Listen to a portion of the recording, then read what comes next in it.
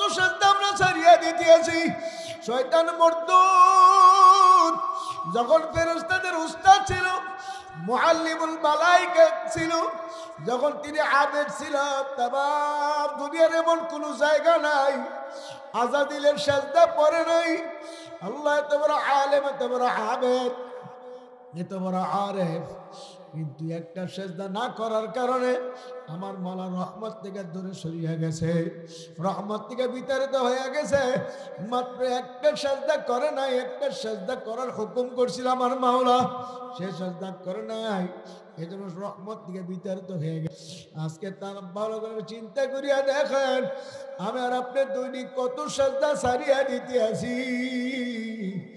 বাবা ফজরের 2 রাকাত ফরজের 4টা সেজদা, জোহরের 4 রাকাত ফরজের 8টা সেজদা, আসরের 4 রাকাত ফরজের 8টা সেজদা, মাগরিবের 3 রাকাত ফরজের 6টা সেজদা, এশার নামাজের 4 রাকাত ফরজের 8টা সেজদা ছাড়িয়া দিতে আছি। আমার কত সেজদা ছুটিয়া গেল, এক বিন্দু পরিমাণ আফসোস লাগে না। এ আমার বাজারেরা ভালো করে বুঝিয়ে চিন্তা করিয়া নিন, আমার মাওলা তো বান্দা বান্দির দিকে তাকে তাকে চাইয়েছে, ডাকতে আছে, ইয়া ইবাদি আল্লাযীনা আসরাফু আলা আনফুসিহিম লা তাকনাতু মির রাহমাতিল্লাহ। হে বান্দা বান্দিরা, হে বেনমাজিরা, হে বেরোজদাররা, হে টিভি দেখেরা, হে দাড়ি কামান্নারা, আমার দরবারায় ফিরার মতো ফিরিয়াই। আমি মাওলা তোকে চাইয়া চাই দেখতে আছি। আল্লাহ আল্লাহ, আমার মালিক বলে মুখ খারাপ না ফরমান, আমার নিয়ামত খাই, আমার নিয়ামত ভোগ করিয়া, আমার নিয়ামত ব্যবহার করিয়া আমার হুকুম মানুষ নাই। আমি মাওলা তোরা ফজর অবসর ডাকিয়া পাইলাম না, আমি মাওলা তোরা জোহর ডাকিয়া পাইলাম না, আমি মাওলা তোরা আসর ডাকিয়া পাইলাম না, আমি মাওলা মাগরিবে ডাকিয়া তোরে পাইলাম না, আমি মাওলা এশায় ডাকিয়া তোরে পাইলাম না। হনি মুখ খারাপ না ফরমান, আমি মাওলা তোরে সারব না। হে আমার বাজানারা, এখনো সময় আছে, ফেরেন আমার মাওলার দরবারে ফেরেন, খাস ভাবে তওবা করে চোখের পানি ফালান। চোখের পানি এত দামি, আমার মাওলা তো বন্দা বান্দির চোখের পানি সহ্য করতে পারে না। যখন বন্দা বান্দি আমার মাওলাকে আল্লাহ ডাকতেন, আল্লাহ আল্লাহ আল্লাহ তুই ডাকে আর চোখের পানি ছাড়ে, আমার মাওলা মাফ না করিয়া পারে না। হে বাজার, বনি ইসরায়েলের যুগে এক ব্যক্তি 30 বছর পর্যন্ত ইয়া সানাম ইয়া সানাম ইয়া সানাম কে ডাকছে। 30 বছরের ভিতরে কোনোদিন সানাম তার ডাকে জবাব দেয় নেই। একদিন ভুলে আমার মালিকের নাম সামাদ, গুণবাচক একটি নাম, ইয়া সামাদ যখন ডাক দিল, জবানে বের হয়ে গেল ইয়া সামাদ। সঙ্গে সঙ্গে আমার মাওলা জবাব দিল, লাব্বাইকা ইয়া আব্দি, ও বান্দা আমি তোর কাছে হাজির। এখন আল্লাহ পাকের বান্দার ডানে বামে সামনে পিছনে তাকায়, কে হাজির হইল, কে জবাব দিল, আরে তালাশ করিয়া পাই না। ডানে তাকায় পাই না, বামে তাকায় পাই না, সামনে তাকায় পাই না, পিছনে তাকায় পাই না। ব্যাপার কি, কে জবাব দিল আমি তোর কাছে হাজির, কে জবাব দিল? এখন আবার ডাকে ইয়া সালাম, কেউ জবাব দেয় না। আবার যখন বললো ইয়া সামাদ, আবার বললো লাব্বাইকা ইয়া আব্দি, আমি তোর কাছে হাজির। জোরে কর সুবহানাল্লাহ। তখন আল্লাহর বান্দা বুঝতে পারলো, দুনিয়ার কোনো লোক না, দুনিয়ার কোনো ব্যক্তি না, দুনিয়ার কোনো মানুষ না, আমার খালিক, আমার মালিক, আমার আল্লাহ। আমার মাওলা আমার ডাকে জবাব দিছে। এখন সেজদা পুরিয়া কান্দে বলে, মালিক এমন দয়ার মাওলার বলি আমি কার পাগল হইলাম, এমন মাওলার এমন দয়ার মালিকের ভুলিয়া আমি কার পিছনে এতদিন ঘুরলাম। আমার মালিকের সারা যাবে না। হে বাজার, এখনো সময় আছে, ফেরেন আমার মাওলার দরবারে ফেরেন, খাস ভাবে তওবা করেন। আজকে আল্লাহর উনি সন্তান আল্লাহর ওলি আসছে বাবা, বয়ানের পরে সংক্ষিপ্ত দোয়া মানজাত করিয়া আমাদেরকে তওবা করাবেন, চিশতিয়া সাবরিয়া তরিকার উপর মুরিদ করাবে। হে আল্লাহর বান্দারা যারা এখনো মুরিদ হয় নাই, আল্লাহর ওলির হাত ধরে তওবা করে মুরিদ হয়ে যায়। আল্লাহ, এই সিলসিলা বড় বরকতপূর্ণ সিলসিলা। এই সিলসিলাতে যারা ধরছে, হাত ধরছে, এই সিলসিলার সঙ্গে যারা সম্পর্ক রাখা, এই সিলসিলার নিয়ম তরিকা নিয়ম অনুযায়ী জিকির আজকার করি আল্লাহর ফজলে মতের বিছানায় পড়তে পারছে, এমন হাজারো লাখ মুজাহিদের ঘটনা আমাদের জানা আছে, যারা ইন্তেকাল করার সময় মাওলার জিকির করতে করতে ইন্তেকাল করছে। হে বাজার, কয়জনের কথা বলবো? আল্লাহ আল্লাহ। সর্বনার একজন মুজাহিদ মুরিদ মুরাদনগর বাড়ি, আমি ওনার এলাকায় গেছিলাম মাহফিলে। আমার মুজাহিদ কমিটির দায়িত্বশীল আমার পাশে বসে বলে, হুজুর আমাদের মুজাহিদ বিডিআর, উনি বিডিআরে চাকরি করতেন, উনি তো ইন্তেকাল করছে। আমি ওনাকে চিনতাম। আমি বললাম ইন্না লিল্লাহ, ভাইজান কেমনে কি হয়েছে? উনি অসুস্থ ছিল, বিছনায় পড়া। যদিও বিডিআরে চাকরি করতেন, মুখে দাড়ি ছিল, মাথায় টুপি থাকতো, লম্বা জামা গায়ে থাকতো, সব সময় মাথায় পাগড়ি বেঁধে রাখতো। চরমন আল্লাহর কুতুব সবুজ রঙের পাগড়ি পরে, ওই আল্লাহর কুতুবের রঙে রঙে রং মিলাইয়া এরকম পাগড়িটা সবসময় মাথায় বেঁধে রাখতো। আমরা তো সবসময় মাথায় বেঁধে রাখতে পারি না, মাথা পায়ে চড়ার কারণে গরম হয়ে যায়, কিন্তু সবসময় তিনি মাথায় পাগড়িটা রাখতেন। ইন্তেকালের পরে ওনার এলাকায় যাওয়ার পরে মুজাহিদ কমিটির দায়িত্বশীল আমার কাছে বলতে আছে, হুজুর এত সুন্দর মরণ হয়েছে। আমি বললাম ভাইজান কার গুজারিটা একটু শোনান। হুজুর অসুস্থ অবস্থায় বিছনায় পড়া, ছেলে মেয়ে পাশে বসে রয়েছে, সেও বসে রয়েছে। হঠাৎ সামনের দরজার দিকে তাকায় বলে, আসসালামু আলাইকুম ওয়া রাহমাতুল্লাহ। সালাম দিল। ছেলে মেয়েরা বললো, আব্বু আপনি কাকে সালাম দিলেন? কেউ তো আমাদের ঘরে ঢোকে নাই। তখন তিনি বলে, তোমরা বুঝবাও না, চিনবাও না, জিকির করো লা ইলাহা ইল্লাল্লাহ, লা ইলাহা ইল্লাল্লাহ, লা ইলাহা ইল্লাল্লাহ, লা ইলাহা ইল্লাল্লাহ, লা ইলাহা ইল্লাল্লাহ, লা ইলাহা ইল্লাল্লাহ, মুহাম্মাদুর রাসূলুল্লাহ। হুজুর এভাবে জিকির করতে আছে। আমাকে বলে, হুজুর চরমনাতে আযানের পরে যে কায়দায় জিকির হয়, সে কায়দায় জিকির শুরু করিয়া বলে, ছেলেদের মেয়েদের তোমরাও জিকির করো। ছেলে মেয়েরা জিকির করে, সেও জিকির করে। হঠাৎ দেখে আল্লাহর বান্দা ঢইলা পড়ে গেল। ছেলে মেয়েদেরা বলে, আব্বু কি হইল, কি হইল? ধরিয়া দেখে আর দুনিয়াতে নাই। আল্লাহ, আল্লাহর হাবিব বলে, মান ক্বালা লা ইলাহা ইল্লাল্লাহ ফাদাখালাল জান্নাহ। যার জীবনের শেষ কথা হবে লা ইলাহা ইল্লাল্লাহ, সোজা জান্নাতে চলিয়া যাইবে। সবাই বলেন সুবহানাল্লাহ। হে বাজার, মুরব্বী বাবারা, যুবকেরা, হে আল্লাহর ওলির সন্তান আমাদের কাছে আসছে। এই সিলসিলার একজন বুজুর্গ আসছে। ওই বুজুর্গের সাথে জিকির করে, হাতে তওবা করে যদি আজকে দোয়া করে যাইতে পারে, আমি আশা করি এই কাফালাকে আমার মাওলা জাহান্নামের কাফালায় নিবে না। হাজার চরমনের ইসাক রাহমাতুল্লাহ আলাইহি বলিয়া আল্লাহর ঘরে গিলাফে দিলে ক্যান্সার বলছে, মালিক এই চিশতিয়া সাবিরা তরিকে যারা ঢুকবে, একজনকে জাহান্নামের আসামি বানায়ো না। আমার মালিকের কাছে কান্নাকাটি করে প্রধান মেহমান চরমনার মরহুম আল্লাহর কুতুবের সুযোগ্য সাহেবজাদা চরমনা ইউনিয়নের সুনাম ধন্য চেয়ারম্যান সাহেব হুজুর দামাত বরকতুল আলিয়া, হযরত উলামায়ে কেরাম, মুরব্বিয়ানে আযম, প্রাণ প্রিয় যুবক ভাইয়েরা, স্নেহের ছোট ভাইয়েরা, পর্দার অন্তরালে অবস্থানরত মা ও বোনেরা, আল্লাহ রাব্বুল আলামিনের দরবারে লাখ কোটি শুকর যে মহান রাব্বুল আলামিন এই ফিতনা ফাসাদের যুগে দুনিয়াবি কাজকর্ম থেকে আপনাকে আমাকে অবসর করে বিরত রেখে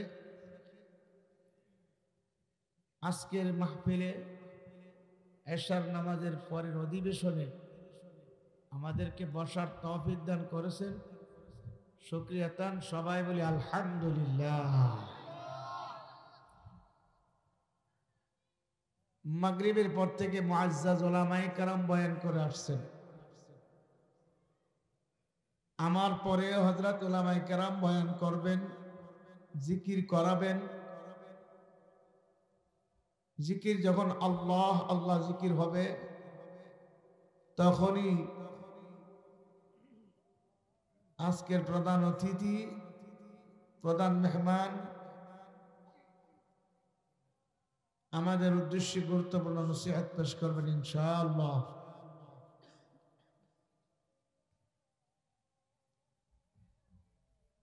কাজে আমরা বিলম্ব না করে দোকানপাটে বসে গল্প গুজব করে সময় নষ্ট না করে মাহফিলে চলে আসি। হযরত আমাদের মাঝে তাশরীফ আনছেন। আমরা মাহফিলে এসে বসি জান্নাতের বাগিচায়,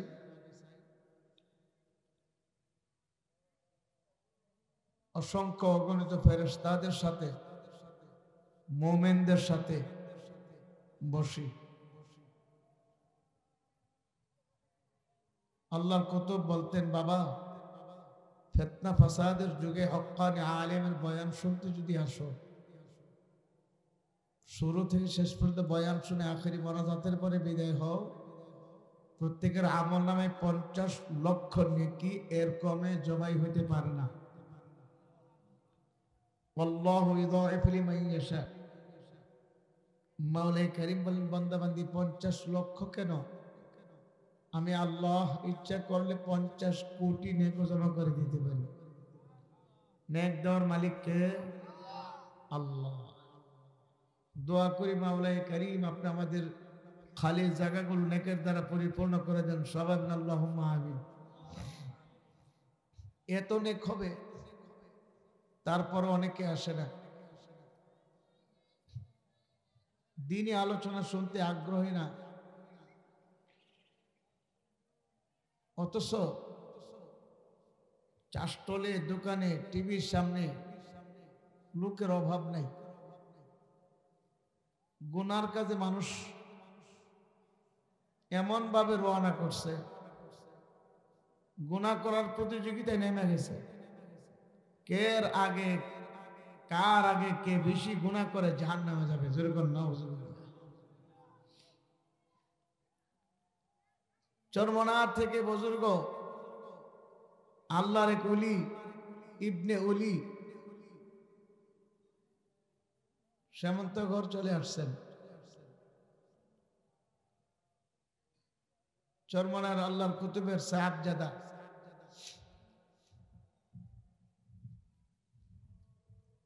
কিন্তু আমরা এখনো ঘরে বসে আছি। আমাদের উচিত ছিল হুজুর আসার আগে আমরা মাহফিলে আসা, কথা ঠিক না?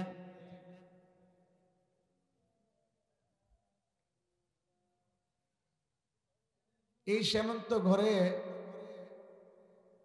অনেক মুজাহিদ ছিল, অনেকে চলে গেছে দুনিয়ার থেকে। সেমন্তগড়, বাগাওরা, মেরকোটা, মহল্লা, গঙ্গানগর, বিদ্যাকূট, করিগর, এই এলাকায় চরমনার মুরিদের অভাব ছিল না। এখনো আছে নবীনগরের মধ্যে সবচেয়ে বেশি মুজাহিদের সংখ্যা পূর্বাঞ্চল, নবীনগর পূর্ব এলাকা। জিকির আজকের কমে গেছে, 5 ওষুধের আমল কমে গেছে। 5 ওষুধের আমল যার মধ্যে আছে, জিকিরের আমল যার মধ্যে আছে, সে দেরি করে আসতে পারে না। তার কাছে তো আজকে আনন্দ লাগবে, আমার শায়েখের সন্তান আসছে। কথা ঠিক না ঠিক?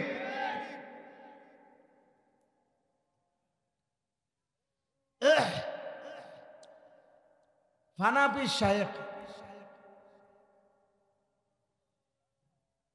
ফানাফির রসুল, ফানাফিল্লাহ, স্তর 3টা। কয়টা স্তর? শুনেন, কয়টা স্তর? 3টা। আল্লাহ পাকের আশিক, আল্লাহ পাকের দিদার পাওয়ার জন্য তরিকতের শায়েখগণ বলেন 3টা স্তর পাড়ি দিতে হবে। প্রথম স্তর ফানাফি শেখ। তুমি যে শেখ ধরছো, তুমি যে শায়েখ ধরছো, যার কাছে তুমি বায়াত হইছো, মরিদ হইছো আল্লাহকে পাওয়ার জন্য, আখিরাতের রাস্তাকে চিনার জন্য, তার প্রতি তোমার ফানা হওয়া লাগবে।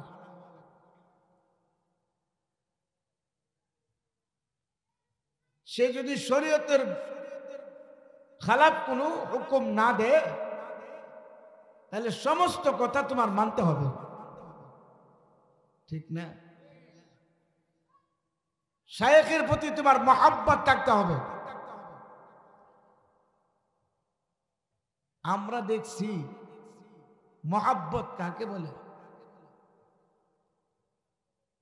আমাদের মুফতি নুরুল্লাহ হুজুর রহমতুল্লাহ আলাইহি, ওনার শায়েখ ছিলেন হযরত আসাদ মাদানী রহমতুল্লাহ আলাইহি, হেদায়ে মিল্লাত। হযরত হুসাইন আহমদ মাদানী রহমতুল্লাহ আলাইহির খাস শাগির্দ ছিলেন। মদিনী রহমতুল্লাহ আলাইহি যাকে ইমাম বানায়া 4 বছর ওনার পিছনে নামাজ পড়ছেন। সুবহানাল্লাহ কইন কাল, আমার টাইম কম, সুবহানাল্লাহ লগে লগে কইতে হবে। মাওলানা আরশাদ মাদানী, আরশাদ মাদানী দামাত বরকাতুহ, নাম শুনছেন নি? আসাদ মাদানী সাহেবের ছোট ভাই হুসাইন আহমদ মাদানী রহমতুল্লাহ আলাইহি সাহেব জানা ছেলে। উনি জামিয়া নসিহত আসলে, উনার ভাইয়েরা আসলে, উনার ভাতিজারা আসলে, উনার নাতিরাও যখন আসে জামিয়া আসতেন, মুফতি সাহেব হুজুর রে দৌড়ে দৌড়ে ক্লাসে নিয়ে বসান লাগছে, আবার ক্লাস থেকে দৌড়ে দৌড়ে নিয়ে রুম দফতরে বসান লাগছে। যে লোকটাকে, সেই লোকটার মধ্যে 30 বছর যুবকের শক্তি চলে আসতো যখন মদিনী পরিবারের কেউ জামিয়াত আসতো। মদিনী পরিবারের কেউ যদি জামিয়াত আসতেন, বিবাড়ি আসতো, তাহলে উনার মধ্যে 30 বছর যুবকের শক্তি চলে আসতেন।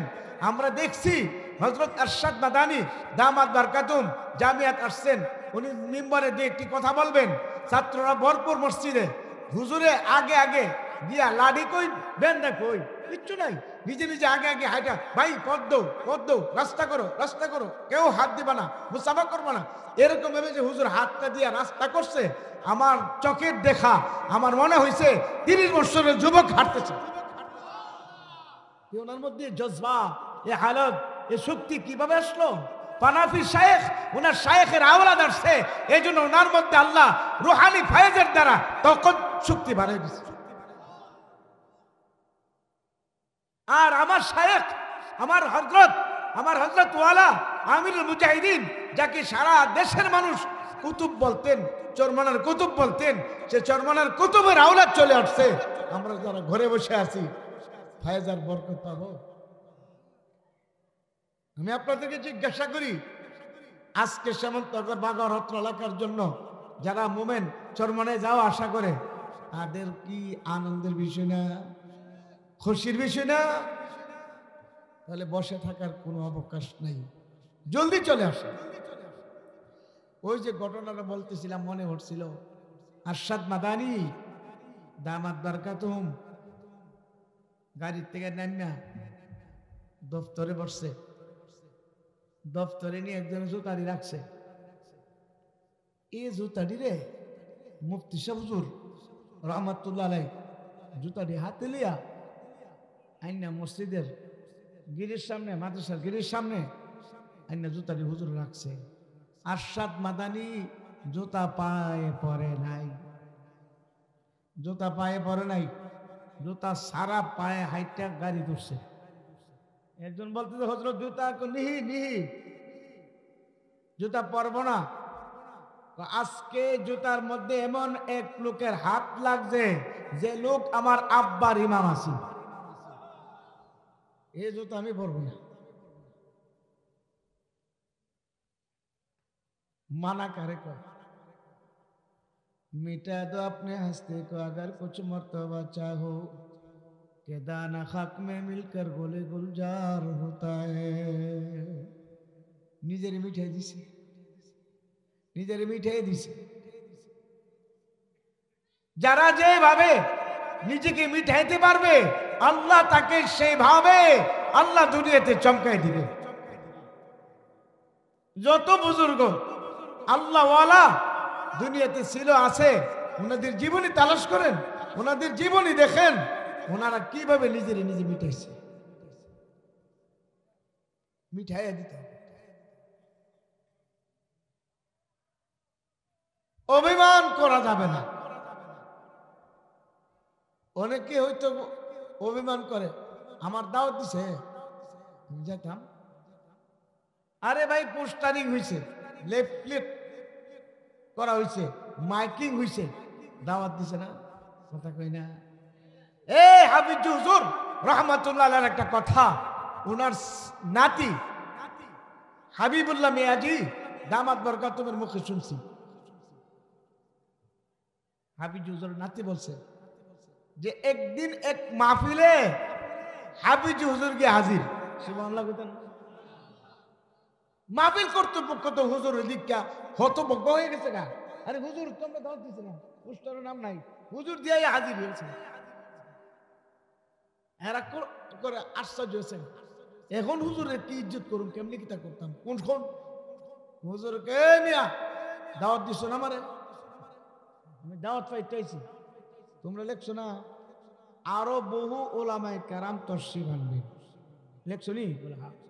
আমি ওলামায়ে কেরামের মধ্যে আসিনি, বলে আছে, এই দাওয়াতে আমি আইছি।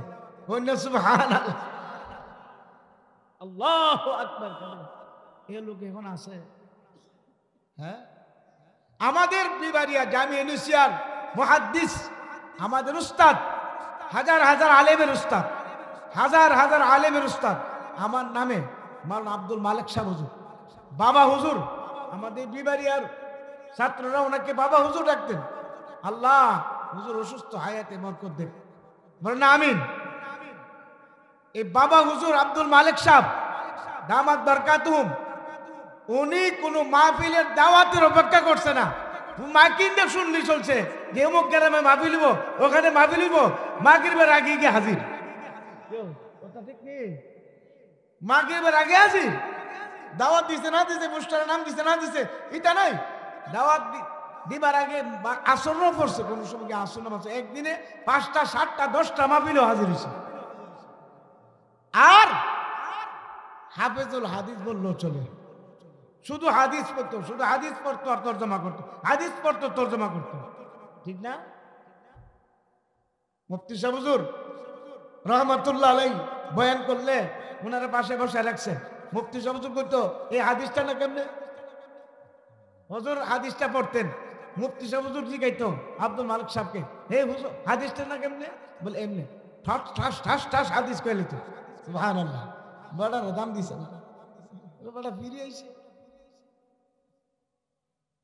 আমাদের দিমাগ, আমাদের কান, আমাদের কলব, আমাদের নজর এমন নষ্ট হয়েছে যে কম পয়সা বা কম হ্যাঁ, নিজে নিজে আইসা পরে যারা ওনাদের বয়ান শুনি না, মসজিদের ইমাম সাহেব ওনার বয়ান গুরুত্ব দিয়ে শুনি না, যে 50,000 1,00,000 টাকা দিয়া যারা আনি তার বয়ান শুনতে বড় আগ্রহ।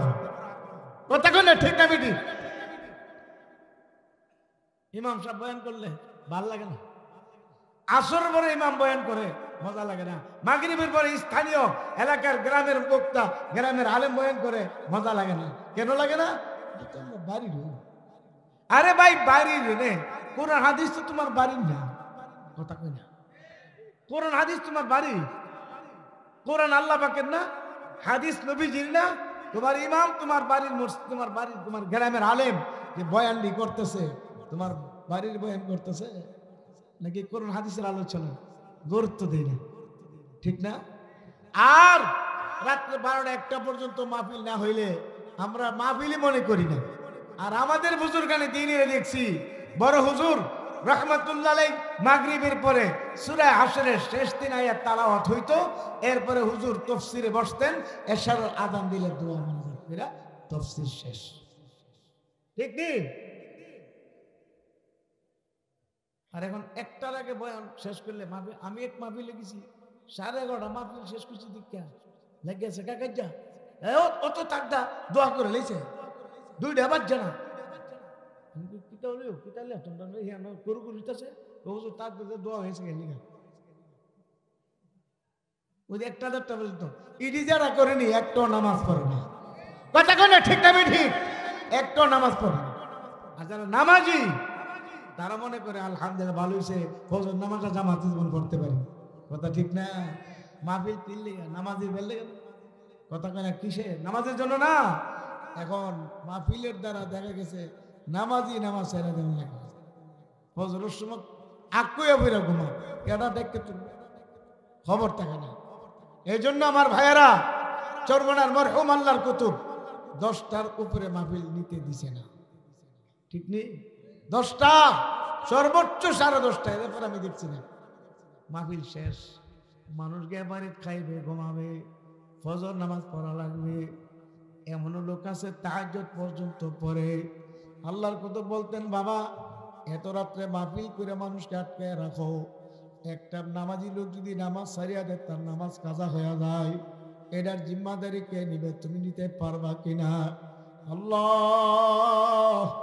আল্লাহর কুতুবের জিন্দেগি তালাশ করে দেখছে, আল্লাহর কুতুবের আমল নামার মধ্যে আল্লাহ পাকের ফজলে কোন একক নামাজের জামাতের তাকবীর গুলো শুনে নাই। সবাই বলেন সুবহানাল্লাহ। হে বাবারা, শুনছি আল্লাহর কুতুব ইসহাক রাহমাতুল্লাহ আলাইহি অসুস্থ অবস্থায় বিছনায় পড়া, মাহফিলে যেতে পারে না। আল্লাহর কুতুব ফজলুল করিম রাহমাতুল্লাহ আলাইহিকে মাহফিলে পাঠায়। হুজুরের পরিবর্তে তিনি মাহফিলে যাইতেন, আল্লাহর কুতুবকে সৈয়দ বলিয়া ডাকতেন। একদিন আল্লাহর কুতুবকে সৈয়দ করে ডাকতে আছে কুতুবখানায় বৈশা, আমার সৈয়দ কই? চরমনার মরহুম আল্লাহর কুতুব যায় বলে, বাবাজান আপনার সৈয়দ আপনার কাছে হাজির। বাবাজান কেন ডাকলেন? বাবা ডাকছি বসো, আমি তোমার একটা কথা জিজ্ঞাসা করি।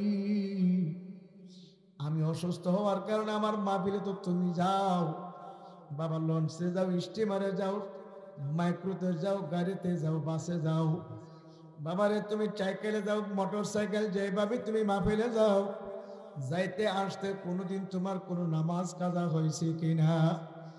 আল্লাহর কুতুব রাহমাতুল্লাহ বলছিল, হুজুর আব্বাজান আপনার সৈয়দের উপরে যেদিন শরীয়তের হুকুম 5 ওয়াক্ত নামাজ ফরজ হয়েছে, সেদিন থেকে আজ পর্যন্ত 1 ওয়াক্ত নামাজের জামাতের তাকবীর ওলাও শুনে নাই। সবাই বলুন সুবহানাল্লাহ। আল্লাহর কুতুব বলছিল, হাত দিলে বাবা আমি তো এটি চাইছিলাম, আমার সৈয়দের 1 ওয়াক্ত নামাজও যেন কাজা না হয়। আল্লাহ আল্লাহ। যেদিন ইন্তেকাল করছে 25শে নভেম্বর ফজর নামাজের, সেদিন জামাতের সাথে তাকবীর ওলার সাথে ফজর নামাজ আদায় করছে। আল্লাহর কুতুবের নামাজ কাজা নাই। একদিন ঘটনা চক্রে আল্লাহর কুতুব চরমনায় নিষ্ঠিতে বয়ানের মধ্যে বলছিলাম, তো সেই ময়দানি ছিলাম। হুজুর বলছিল, বাবারে পাকিস্তান সফর করে দেশে আসার পথে বিমানের মধ্যে জামাত চলতেছিল, আমি তো এমন ওযু করিয়া ওই বিমানের ভিতরে নামাজের শরীক হইতে যাইয়া আমার তাকবীর উলায় কত নামাজের ছুটে গেছিল। এছাড়া আল্লাহ পাকের ফজরে তোমাদের দোয়া আমার নামাজের তাকবীর উলাও শোনে না। আর আফসোস করে বলতো আফসোস, আজকে অনেক আমার ভাইবারা নামাজ সারিয়া দাও, নামাজ আদায় করো না। এ আল্লাহর বান্দার মালিক দিরা জারিয়া নিয়া এ ভক্ত নামাজের তো দাও।